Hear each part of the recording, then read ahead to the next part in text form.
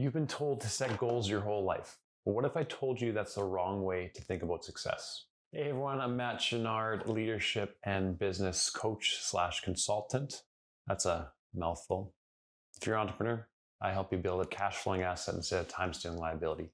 And today, this is the 7th or 8th of my 5 times a week YouTube challenge, posting long form videos. So welcome here if you haven't been here before.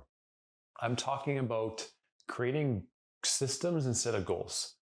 So I still create goals in my life.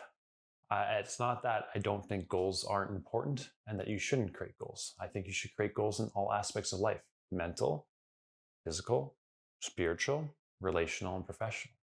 But many people struggle to achieve their goals because they think it's just the creation of the goals itself that will help them achieve the goals, if that makes sense. But really, it's someone's ability to create systems. Not even just ability, it's their discipline. And discipline comes from having systems in your life, having rules. And I know a lot of people don't like the idea of having rules, but it's important to have rules. Now, I should have looked at this before I started recording, but I read the book Practicing the Way by John Mark Comer. Really good book, highly recommend it. And in there, he talks about a rule. So not rules, a rule. And correct me if I'm wrong, if anyone knows about this in the chat or in the comments below, but a rule is something that some sort of plant, it's a piece of wood that helps it grow in a certain direction. Now, this is a really cool analogy, a really cool way of thinking about it. Because whether you like it or not, you're following a set of rules. Kind of a side tangent here, but think about this. A lot of people say they're not religious or they're not a religious person, but actually you are. You're following a set of rules. You're following a culture. You're following a quote unquote kingdom. And many people fall into following the worldly kingdom, and they orientate themselves and their actions by rules. You can't get away from following a rule, because even if you say, I don't want to follow a rule, then you create a rule that you're not following a rule. It gets a little bit to mind twister. Is that a word? Mind twister? Sure, let's go with it.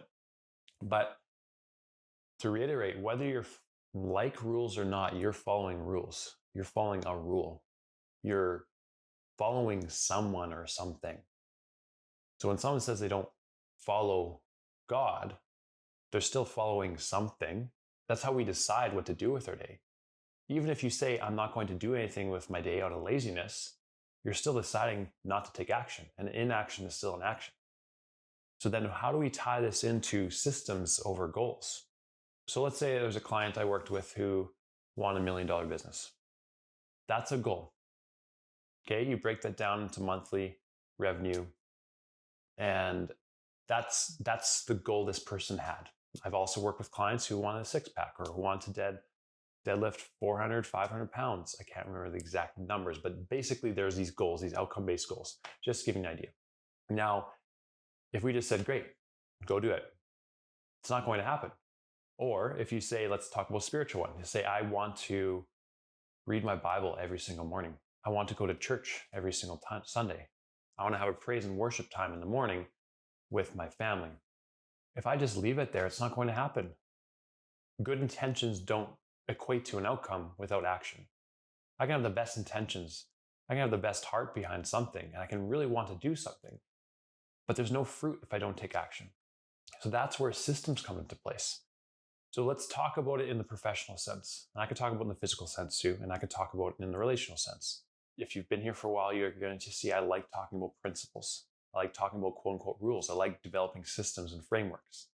So let's say someone comes in and wants to work with me as a business owner. They have a goal. So one example is I help business owners take home $20,000 a month while only need to work 16 hours a week. So that's an outcome-based goal. So how do we get there? You need to develop systems. You need to have a personal operating system, a business operating system, quote unquote, a rule in your professional life. So what does this all entail?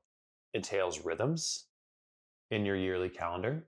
Maybe you have a accelerator weekend, leadership accelerator weekend, which I'm doing with my COO of my gym business this weekend as an example. Maybe you have a staff retreat. Maybe you have a retention strategy. 3 times a year.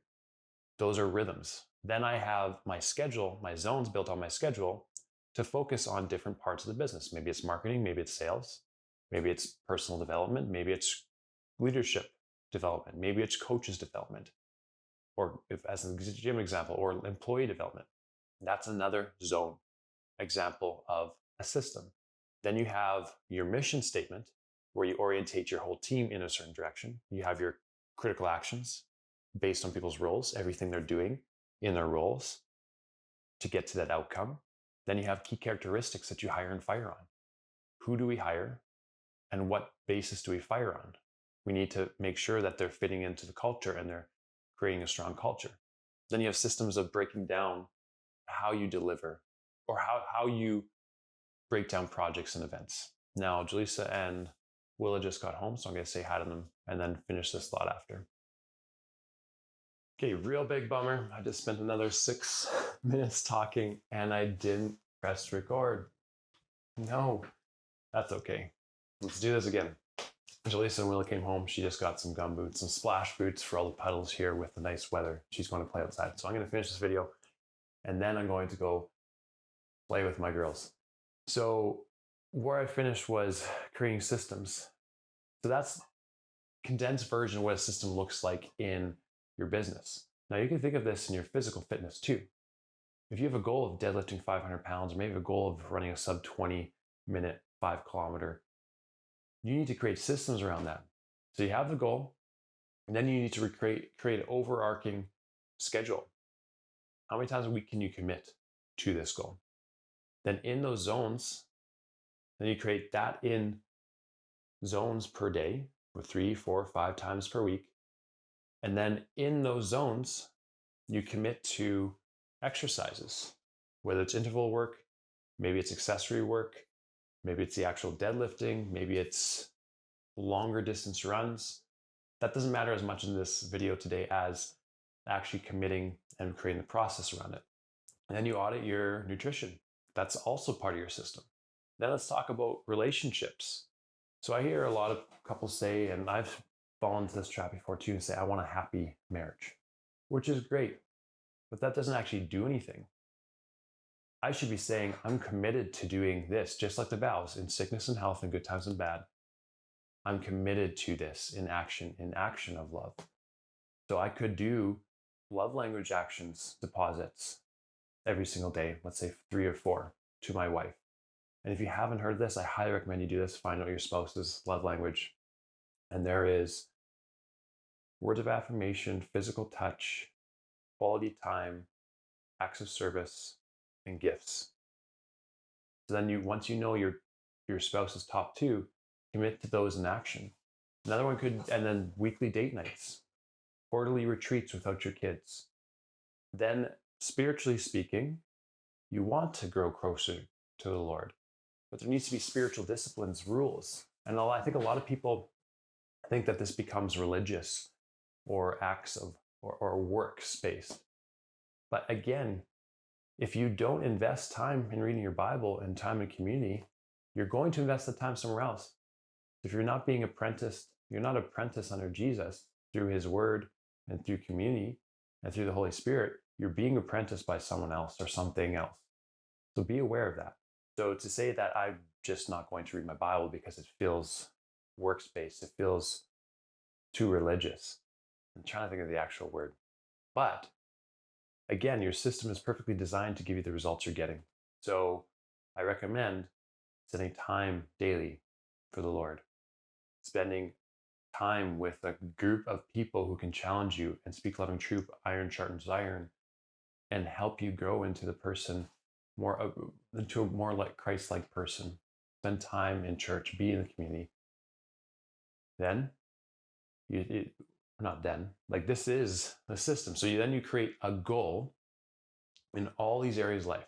So I recommend this year, instead of creating goals in all these areas of your life, just create one goal and spend all your time developing the systems to reach that goal and then implementing the systems to reach that goal. If you're a business owner and you want to thrive in all these areas of life, I have this system built out. I've used for multiple businesses for myself, dozens of my clients that have helped them succeed in both their professional life and personal life. just send me an email with the keyword 20x16 and we can chat more. But develop the systems, take the action. Now I want to finish with this quote that one of the people in the Time Wealth program said the other day. The rich fruit of spontaneity grows in the garden that is well tended by the discipline of schedule. Boom. So discipline of your schedule helps you live a more joyful, spontaneous.